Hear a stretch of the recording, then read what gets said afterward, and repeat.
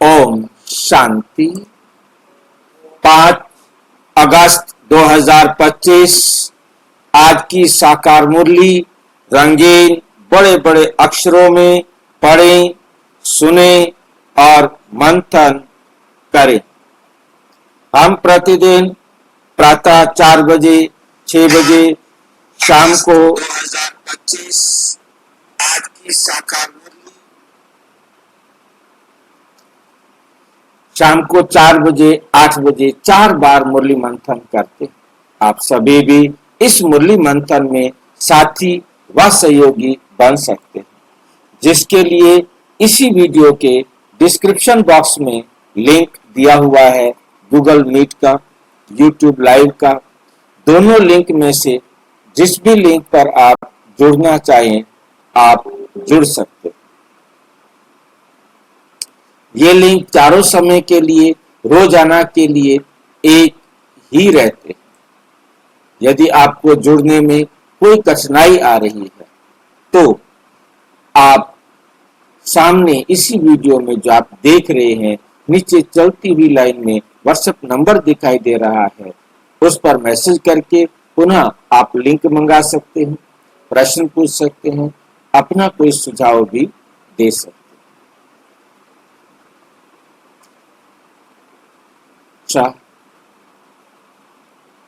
ओम शांति। आज की मुरली का सार। मीठा मीठा बाबा कहते, मीठे बच्चे बाप आए हैं इस वैश्य आलय को शिव आलय बनाना। तुम्हारा कर्तव्य है वैश्याओं को भी ईश्वरीय संदेश दे, उनका भी कल्याण करना, उनका भी कल्याण करना। बाबा क्या करने आए हैं? इस वैश्य आलय को शिव आलय बनाना। ये क्या बन गया है? सारी दुनिया क्या बन गई है? वैश्यालय बन गई। उसको क्या बनाना है? शिवालय। क्या अंतर होता है वैश्यालय में और शिवालय में?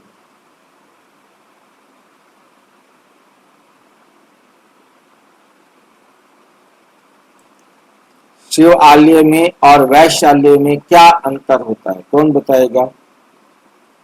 शिवालय में तो एक ही पूजा होती है और वैश्यालय में अनेकों की पूजा होती है। हाँ, शिवालय में एक परमात्मा होता है, एक की पूजा होती है, और वैश्यालय में अनेक परमात्मा होते हैं और अनेकों की पूजा होती है, अनेकों की पूजा होती है।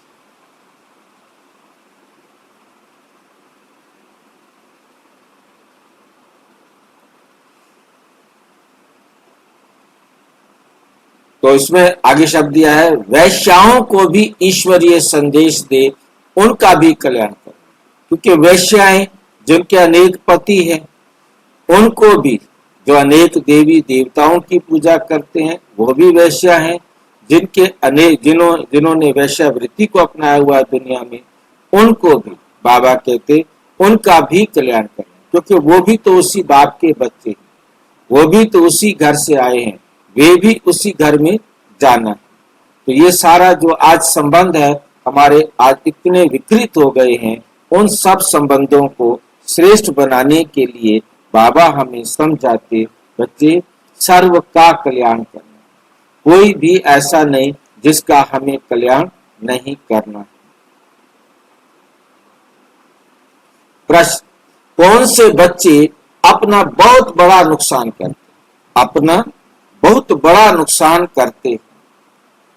उत्तर, जो किसी भी कारण से मुरली पढ़ाई मिस करते हैं, वे अपना बहुत बड़ा नुकसान करते हैं।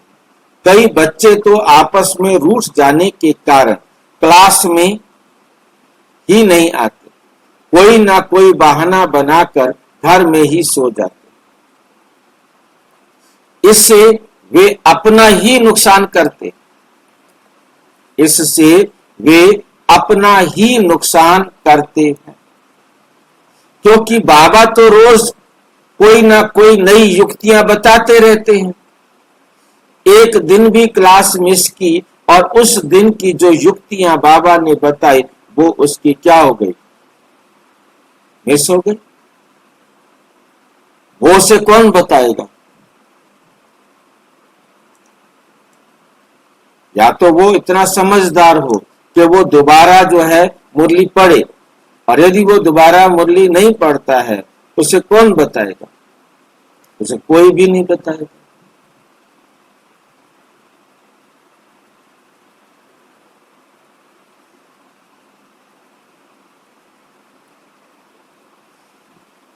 सुनेंगे ही नहीं तो अमल में कैसे आएगा?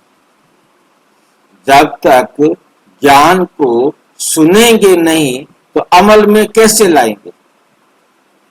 ज्ञान सुनेंगे, समझेंगे, स्वीकार करेंगे, मंथन करेंगे, तब तो वो जीवन में आएगा।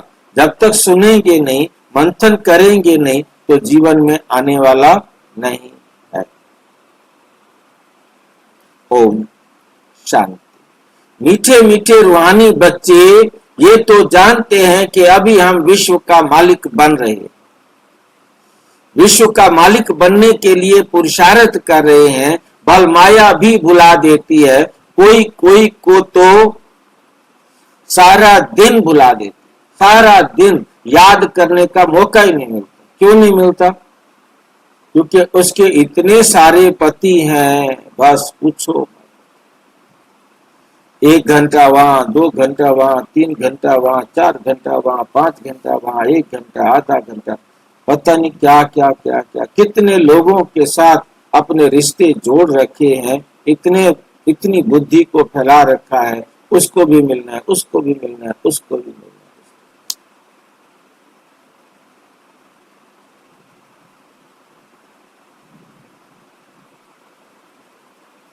सारा दिन बुला देते, बाबा को याद करने का मौका नहीं। क्या करे?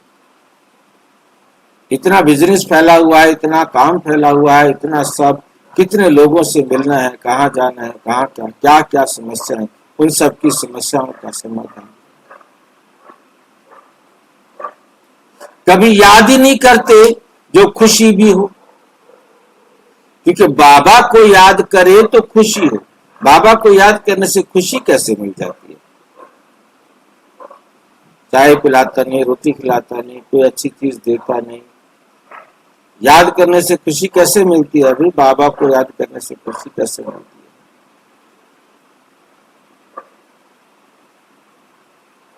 हम अपने काम धंधे छोड़ करके बाबा को याद करें, कोई खुशी मिलेगी क्या? कौन बताएगा?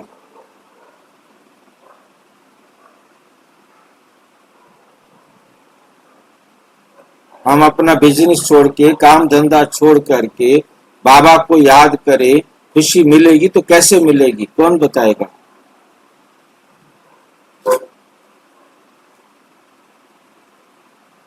बाबा काम धंधा छोड़ने नहीं बोलते, बाबा सिर्फ इतना बोलते हैं कि बाबा के श्रीमत पे कर्म करो तो कर्म योगी बनेंगे।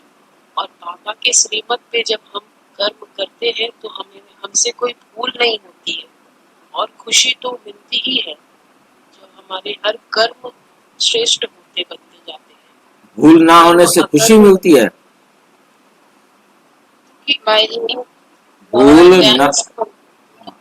भूल नहीं की, चलते हैं, प्राप्ति होते हैं। भूल नहीं करेंगे तो सफलता मिलेगी। बाबा की श्रीमत पर हम जो भी कर्म करेंगे उसमें निश्चित सफलता मिलेगी, और जब सफलता मिलती है तो खुशी होती। ये चक्कर कभी याद ही नहीं करते जो खुशी भी हो, क्योंकि याद करने का मतलब श्रीमत पर चलना। श्रीमत पर चलेंगे, बाबा की श्रीमत पर सफलता ना मिले ये हो नहीं सकता, तो फिर खुशी भी मिलेगी। हमको भगवान पढ़ाते हैं, ये भी भूल जाते हैं। हमें भगवान पढ़ाते हैं, ये भी भूल जाते हैं।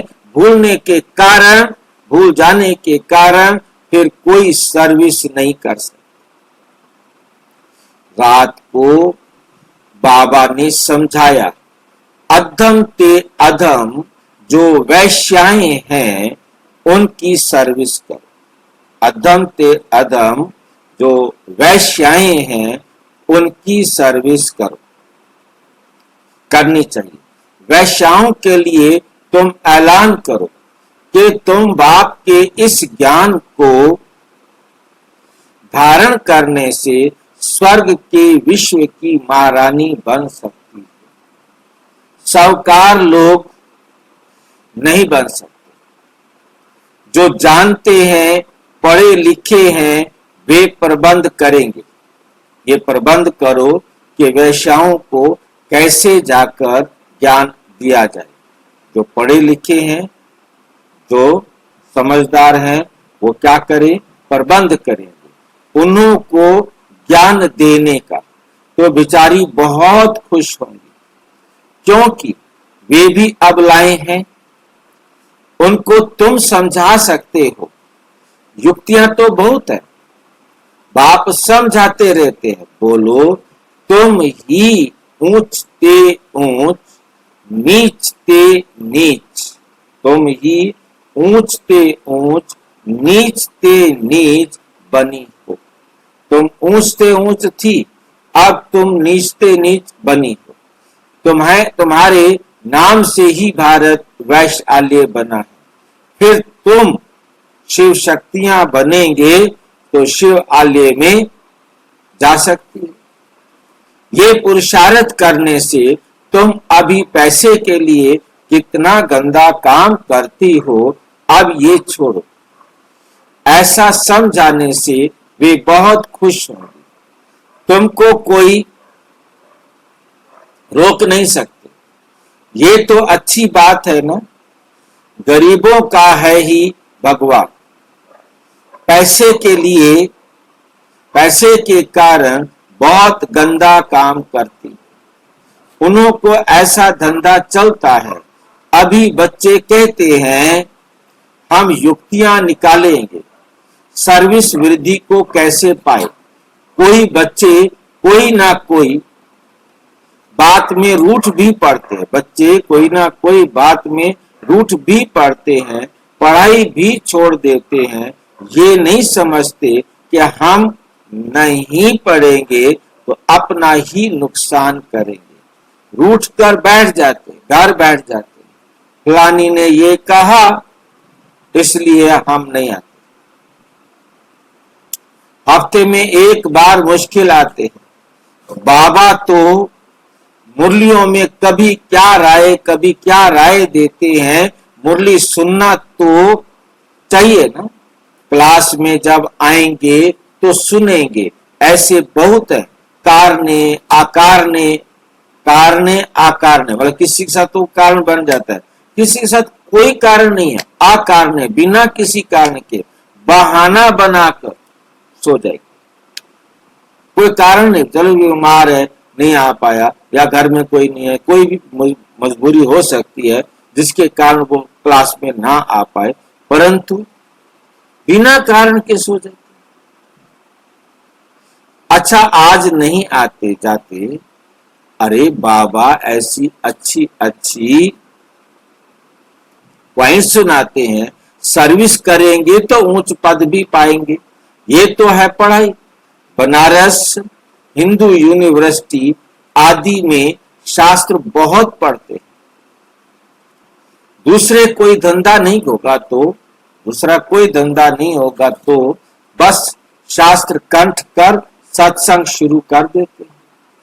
उनमें उद्देश्य आदि तो कुछ है नहीं। इस पढ़ाई से तो सबका बेड़ा पार होता है। तो तुम बच्चों को ऐसे अधम की सर्विस करनी है।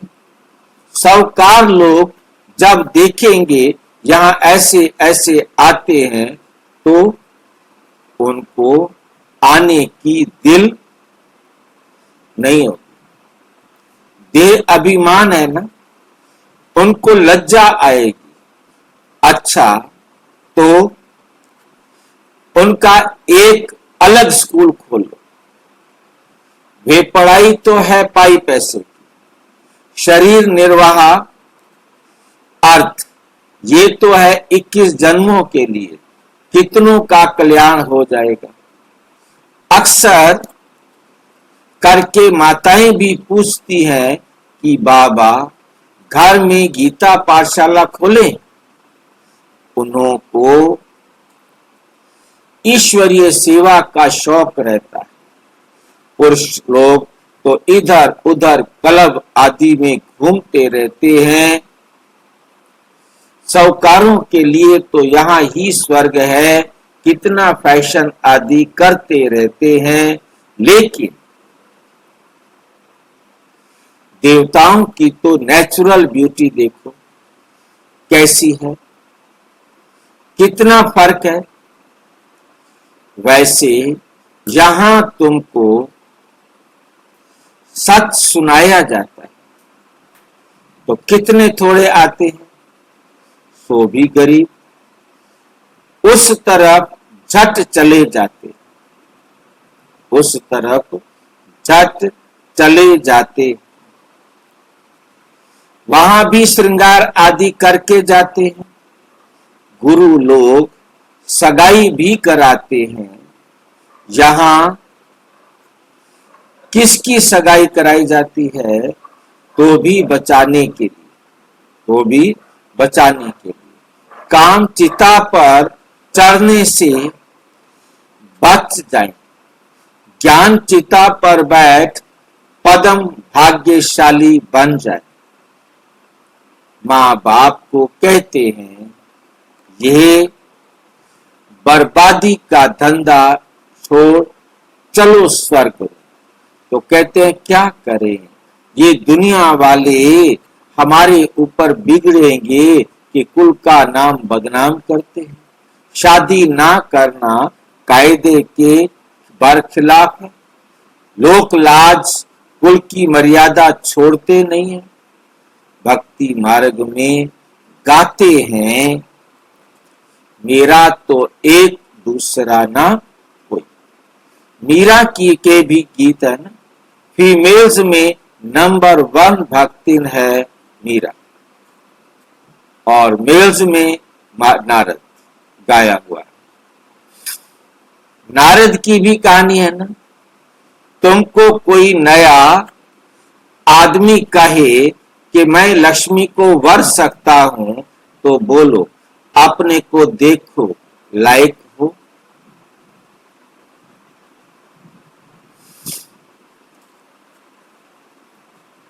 पवित्र सर्वगुण संपन्न संपूर्ण निर्विकारी मर्यादा पुरुषोत्तम डबल अहिंसक बने हो। ये तो विकारी पतित दुनिया है। बाप आए हैं उनसे निकाल पावन बनाने। पावन बनो तब तो लक्ष्मी को वरने के लायक बन सकेंगे। पावन बनो तब तो लक्ष्मी को वरने के लायक बन सकेंगे। यहाँ बाबा के पास आते हैं, प्रतिज्ञा करते हैं, फिर घर में जाकर विकार में गिरते हैं। यहाँ आए, पवित्रता की प्रतिज्ञा भी की और यहाँ से घर गए। ओम शांति। ऐसे ऐसे समाचार आते हैं, बाबा कहते हैं ऐसे ऐसे को जो ब्राह्मणी ले आती है उनके ऊपर भी असर पड़ जाता है।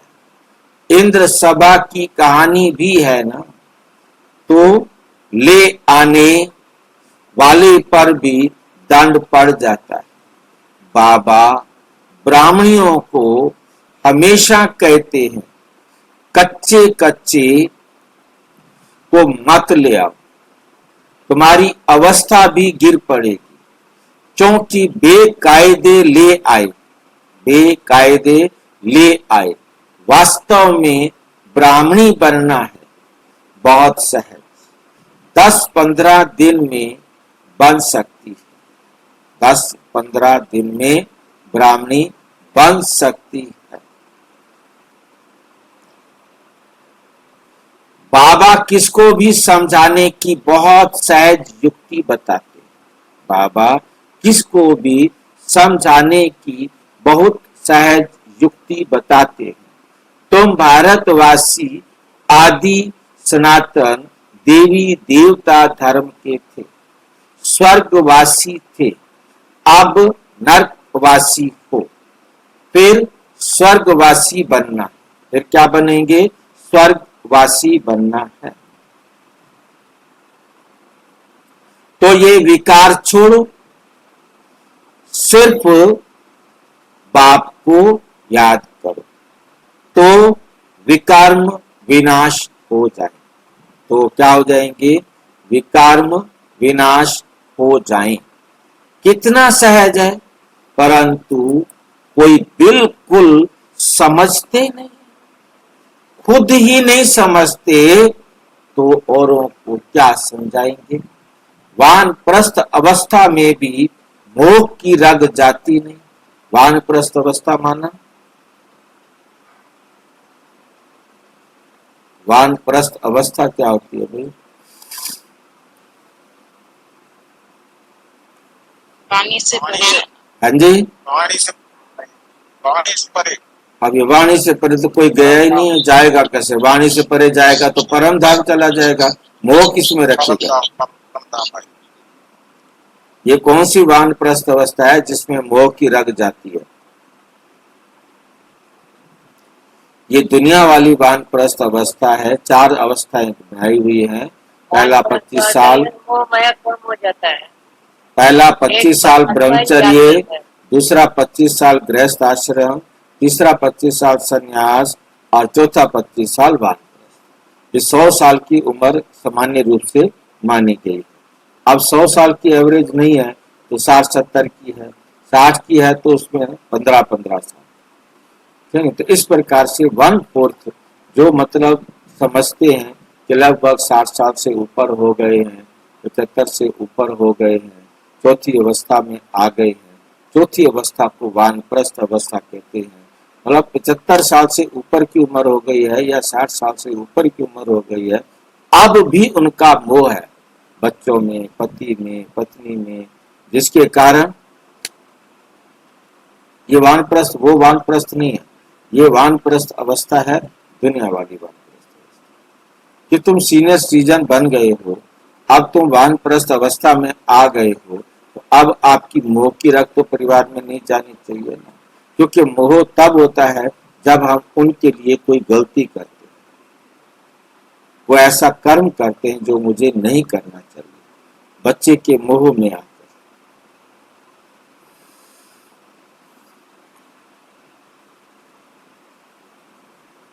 60 साल की उम्र के आसपास आने के बाद लगभग आज के समय में सोचना शुरू कर देते हैं कि हाँ बस भाई, पता नहीं कब काल का बुलावा आ जाए। बाकी ये तो सब जानते हैं काल का बुलावा 1 साल बाद भी आ सकता है, 10 साल बाद या 15 साल के बच्चे के लिए भी आ सकता है। परंतु मतलब 60 साल के पास पहुंचने के बाद ये समझ लेते हैं कि भाई अब जाने की तैयारी कर लो। अब भी यदि कोई जाने की तैयारी नहीं करता है तो उसका पाठ। आजकल वानप्रस्थ अवस्था में इतने नहीं जाते क्योंकि पहले ही उनकी छुट्टी हो जाती है। तमो प्रधान है ना, यहां ही फंसे रहते हैं। आगे वानप्रस्थियों के बड़े बड़े आश्रम होते हैं।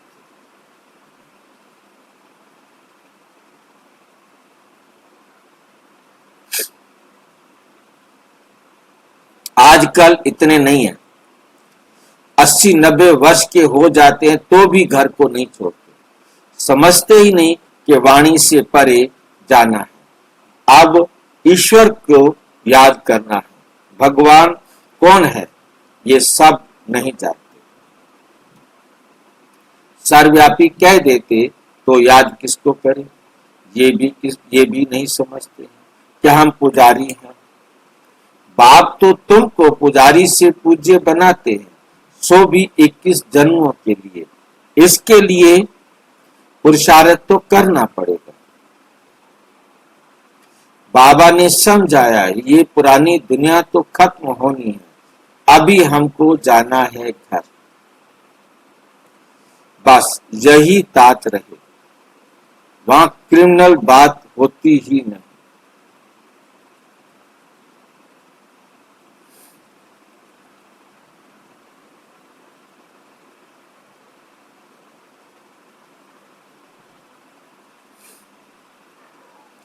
बाप आकर उस पवित्र दुनिया के लिए तैयारी करते हैं। सर्विसेबल लाडले बच्चों को तो नैनों पर बिठाकर ले जाते हैं, तो अधमों का उद्धार करने के लिए बहादुरी चाहिए। उस गवर्नमेंट में तो बड़े बड़े झुंड होते हैं, टिप टॉप हो जाते हैं। पढ़े लिखे यहाँ तो कई गरीब साधारण हैं, उनको बाप इतना ऊंच उठाते हैं। चलन भी बड़ी रॉयल चाहिए। भगवान पढ़ाते हैं, उस पढ़ाई में कोई बड़ा इम्तिहान पास करते हैं तो कितना टिप टॉप हो जाते हैं। यहाँ तो बाप गरीब निवाज है, गरीब ही कुछ ना कुछ भेज देते हैं। 1-2 रुपए का भी मनी ऑर्डर भेज देते हैं। उस टाइम पर 1 रुपया 2 रुपया बहुत बड़ी वैल्यू होती थी, उसका भी मनी ऑर्डर करते थे।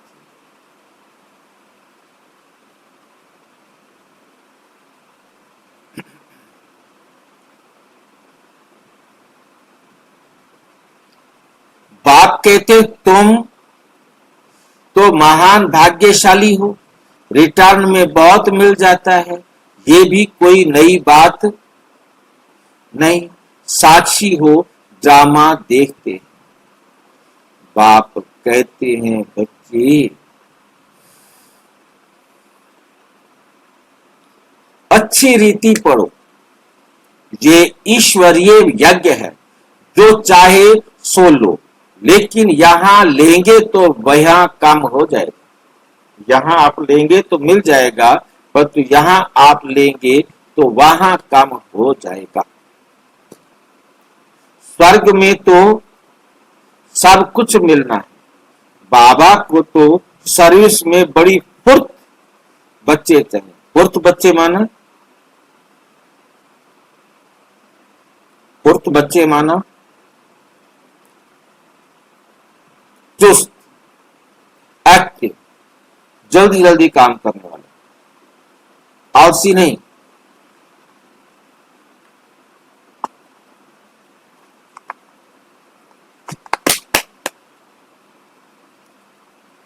मोहिनी जैसी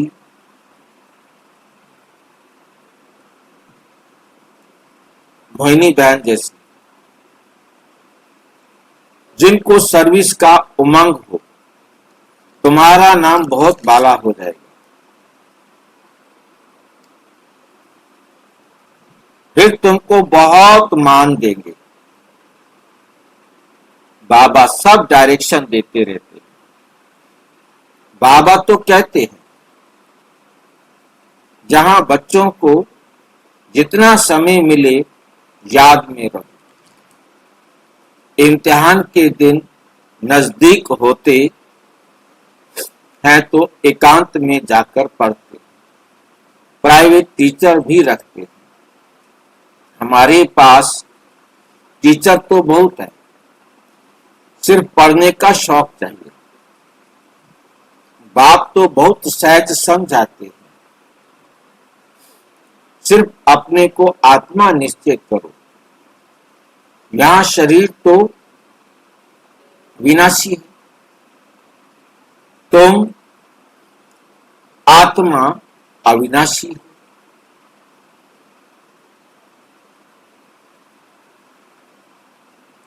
ये ज्ञान एक ही बार मिलता है।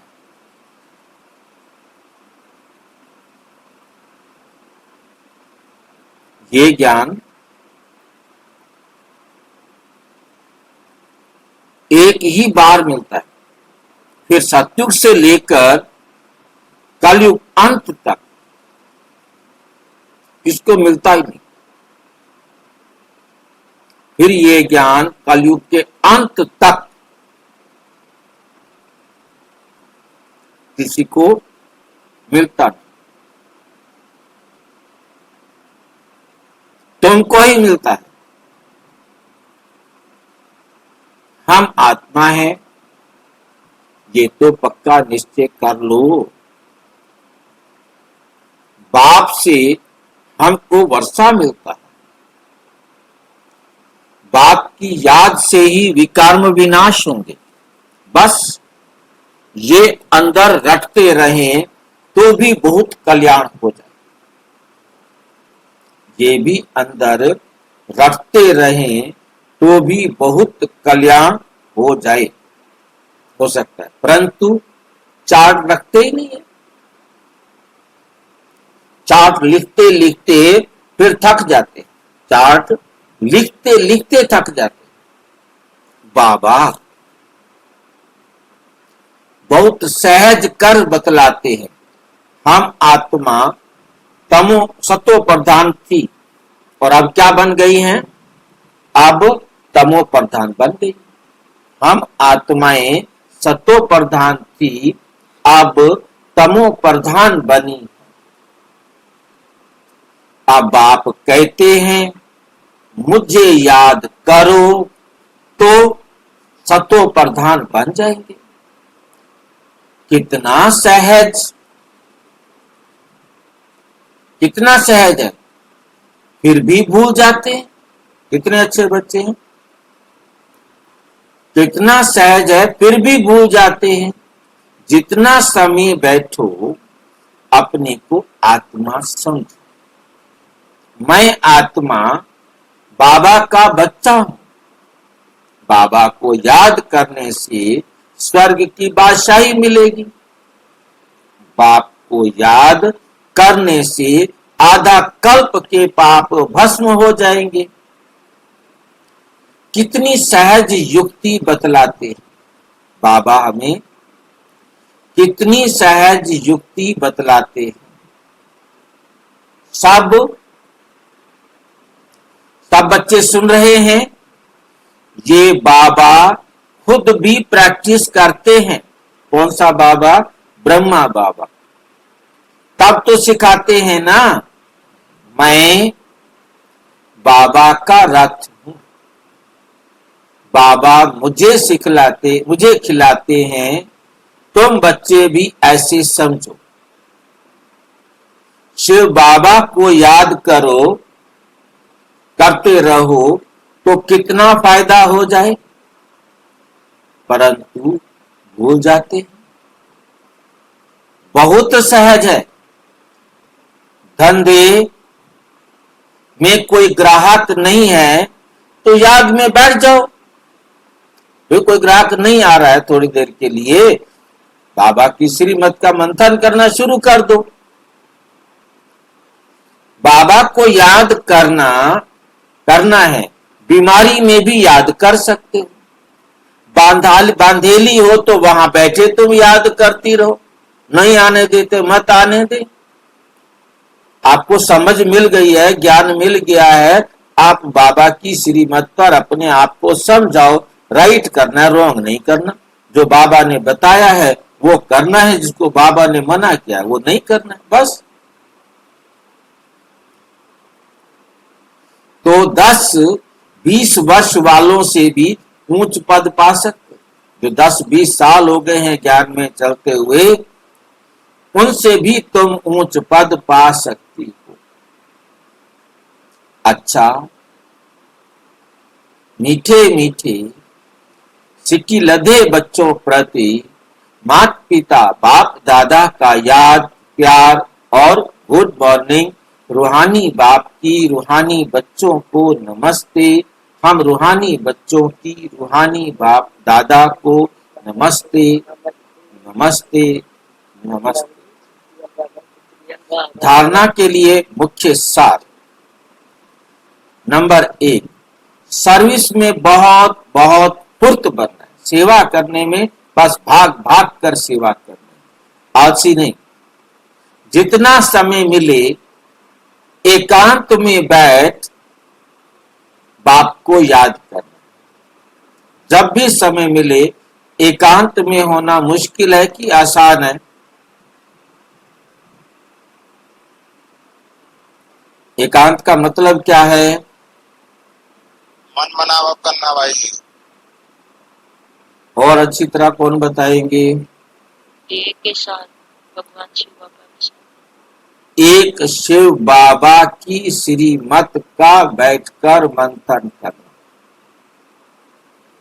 एक शिव बाबा बस। और किसी के साथ करेंगे तो वो एकांत क्यों नहीं होगा? है तो वो भी एक।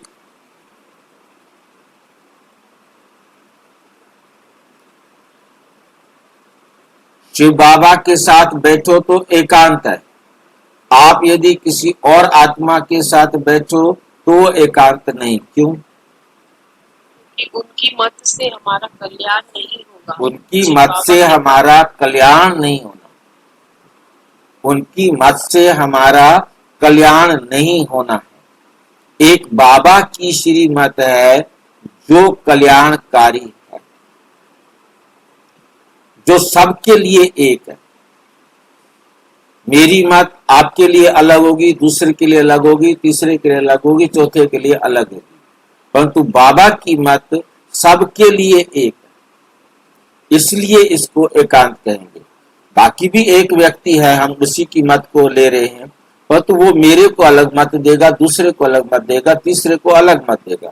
परंतु शिव बाबा एक ऐसा है जो सबके लिए एक ही मत रखते हैं, सबके लिए एक ही मार्ग दिखाते हैं, एक ही रास्ता दिखाते हैं।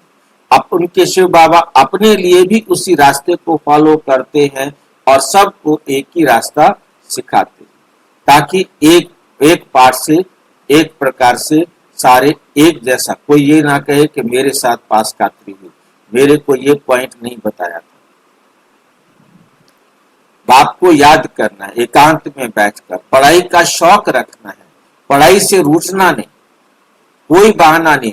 कोई भी साथी संगी कोई भी है, वो कुछ भी बोलता है, कुछ भी सोचता है, कुछ भी करता है, जो करेंगे सो बरेंगे, मुझे बाबा की श्रीमत पर चलना है बस। पढ़ाई को छोड़ करके बैठ नहीं जाना, ये आएगी तो मैं नहीं आऊंगी, ये नहीं आएगी तो मैं नहीं आऊंगी। दोनों मुसीबतें होंगी, ये आए तो मैं आऊंगी, ये नहीं आती तो मैं भी नहीं आऊंगी, अकेली मैं नहीं आऊंगी। ठीक है। अब उसकी छुट्टी हो गई तो उसकी बिना कारण छुट्टी। और कई होते हैं कहते हैं ये आएगी तो मैं क्लास में मैं नहीं आऊंगी, ये बहुत बोलती है, ये ऐसे ऐसे प्रश्न पूछती है, दिमाग खराब कर देती है, टाइम वेस्ट कर देती है, हमें समझने नहीं देती है। ये आएगी तो मैं क्लास में नहीं आऊंगी, जो हमारा टाइम वेस्ट हो।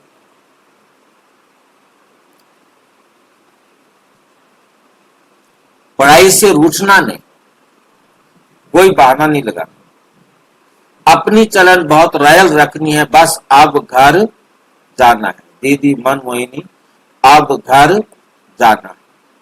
पुरानी दुनिया खत्म होनी है, इसलिए मोह की रगें तोड़ देनी है। वानप्रस्थ वाणी से परे अवस्था में रहने का अभ्यास करना है, क्योंकि रहेंगे तो परम धाम जाकर।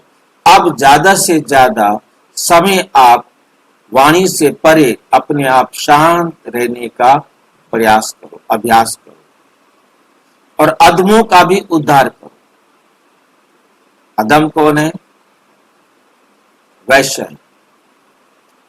उनका भी उद्धार करने की सेवा करनी है।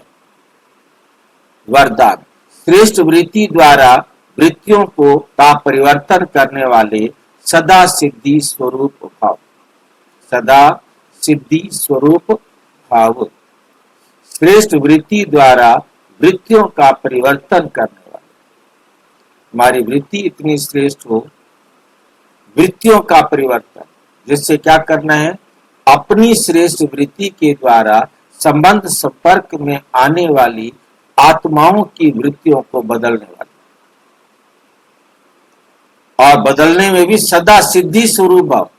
सिद्धि स्वरूप माना सफलता स्वरूप बनो। इतनी तुम्हारी श्रेष्ठ वृत्ति हो जो आपके संबंध संपर्क में जो भी आए उनकी वृत्तियां बदल जाएं, उनकी वृत्तियां परिवर्तन करने में सिद्धि स्वरूप भाव, सदा सफलता मूर्त बनो। सिद्धि स्वरूप बनने के लिए वृत्तियों द्वारा वृत्तियों को, संकल्प द्वारा संकल्पों को परिवर्तन करने का कार्य करो। दो बातें बताई, संकल्प से संकल्प बदलो और वृत्तियों से वृत्ति बदलो।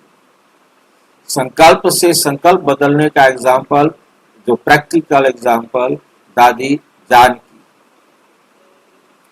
उनके पास ये विशेषता है कि वो अपने संकल्पों से संबंध संपर्क में आने वाले के संकल्पों को तुरंत बदल सकती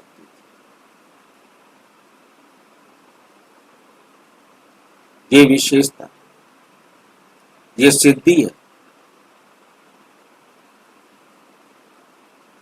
मुझे उसका नाम याद नहीं आ रहा, उसके साथ उनका टेस्ट हुआ था, EEG कहते हैं उसको। ECG होता है हार्ट का और EEG होता है ब्रेन का।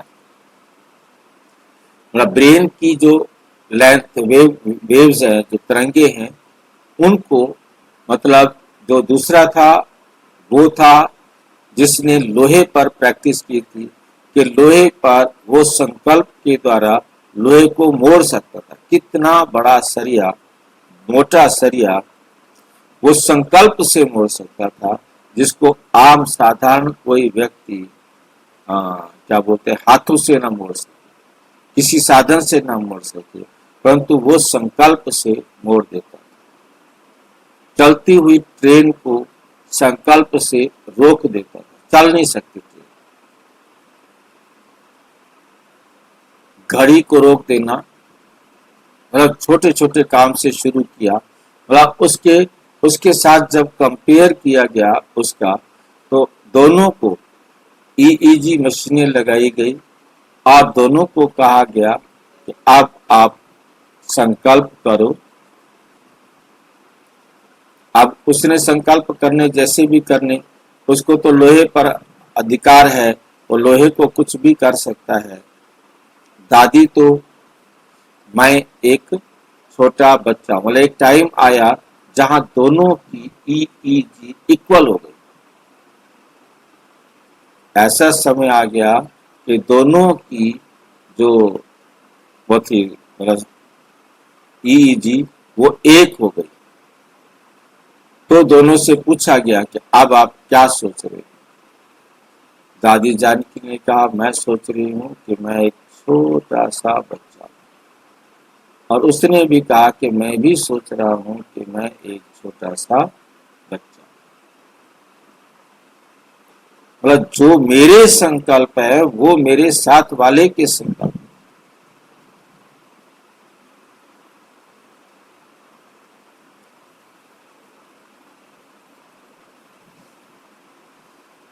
जब इस सेवा में बिजी हो जाएंगे तो ये सूक्ष्म सेवा स्वतः कई कमजोरियों से पार कर देगी। अभी इसका प्लान बनाओ तो जिज्ञासु भी ज्यादा बढ़ेगी, मदोगरी भी बहुत बढ़ेगी। मदोगरी क्या बोला होती है?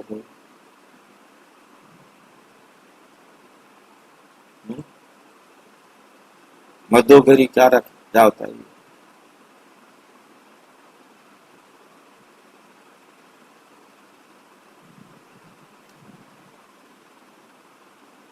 भंडारी, मदोगरी बोलते हैं भंडारी।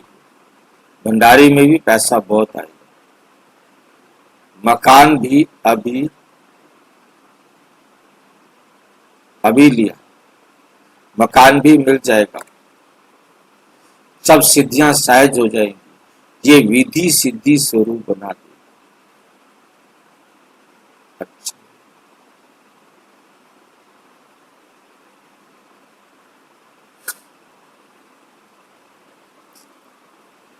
स्लोगन है, समय को सफल करते रहो तो समय के धोखे से बच जाएंगे।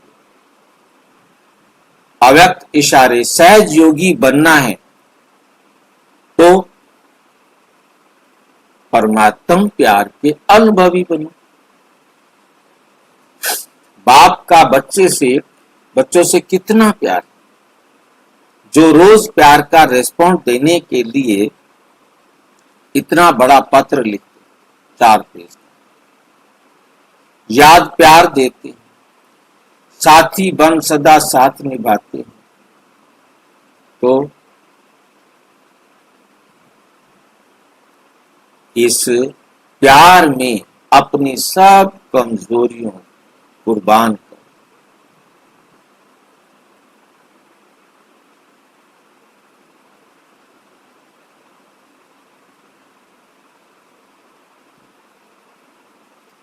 सब कमजोरियां कुर्बान कर।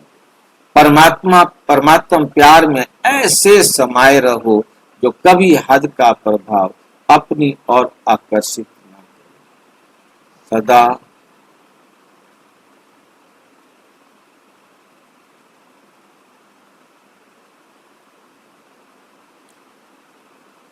सदा बेहद की प्राप्तियों में मगन रहो, जिससे रूहानियत की खुशबू वातावरण में फैल जाए। अच्छा, ओम शांति। और विस्तार से जानने के लिए प्रजापिता ब्रह्मा कुमारी ईश्वरीय विश्वविद्यालय के किसी भी सेवा केंद्र पर संपर्क करें। और यदि कोई प्रश्न है तो 9213106986 पर केवल टेलीग्राम करें। 9650692270 पर केवल व्हाट्सएप करें। फोन नहीं, हो